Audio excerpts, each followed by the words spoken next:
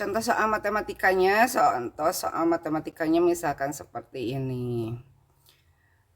Misalkan diketahui himpunan A dengan anggota 3, 4, 5, 6 dan himpunan B dengan anggota 4, 5, 6. Buatlah diagram panah dari himpunan A ke himpunan B. Jadi ini perintahnya cuma satu ya, membuat diagram panah saja.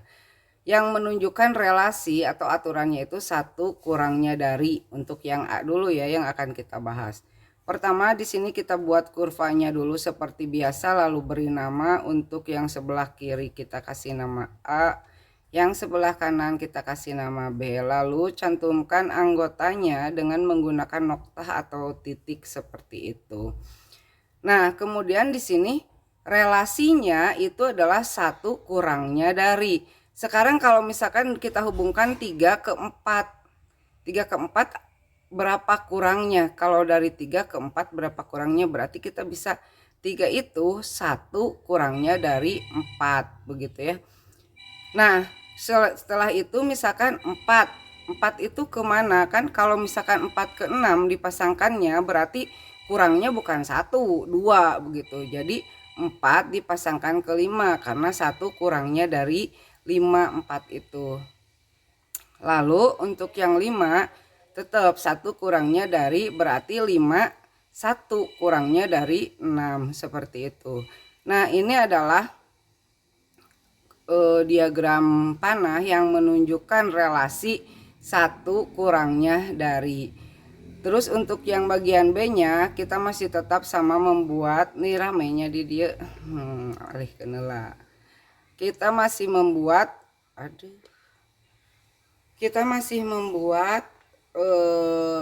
kurvanya itu ya. Masih anggotanya kita simpan di sana.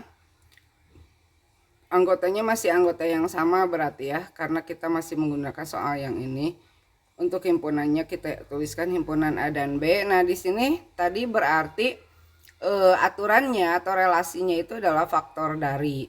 Nah, kalian harus ingat kembali ya, yang namanya faktor itu adalah bilangan yang bisa dibagi. Berarti misalkan gini, 3 yang bisa membagi 3 itu berapa? 4 bisa atau tidak? Ruginya abi ngajar sorangan, nu ngajawab. Berarti kalau misalkan faktor dari 3 itu kan bisa, atau 3 faktor dari, faktor dari berarti misalkan yang diambilnya yang di sini ya. 4 bisa tidak membagi 3? Tidak. 5 bisa tidak membagi 3? Tidak juga. 6. Nah, 6 berarti 3 itu faktor dari 6. Kenapa? Karena faktor dari 6 itu kan 6. Faktor dari 6 ya. Itu berarti 6. Faktornya itu kan 1, 2, 3, 6 gitu.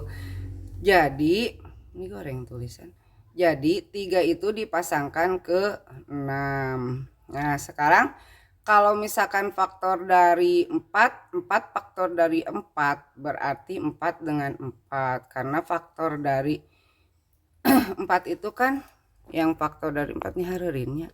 Faktor dari 4 itu adalah 1, 2, dan 4 gitu ya.